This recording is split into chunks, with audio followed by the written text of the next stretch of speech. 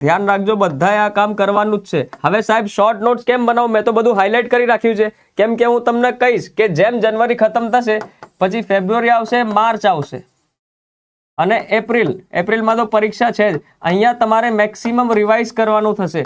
પછી તમારી જોડે પોલિટી રિવાઇઝ કરવા માટે 2 અઠવાડિયા નહીં હોય. એવી તૈયારી રાખવાની કે મને 3 દિવસની અંદર 3 ડેઝમાં મારું પોલિટી રિવાઇઝ થઈ જવું જોઈએ. 3 જ દિવસમાં થઈ જવું જોઈએ.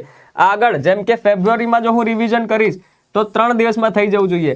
માર્ચમાં હું રિવિઝન કરીશ તો 2 દિવસમાં થઈ જવું જોઈએ. અને એક્ઝામના મહિનામાં હું રિવાઇઝ કરીશ તો એક જ દાડામાં આખી પોલિટી રિવાઇઝ થઈ જવી જોઈએ.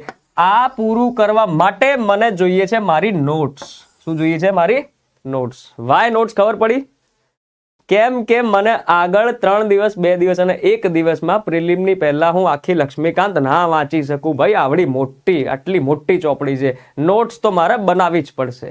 ખબર પડી?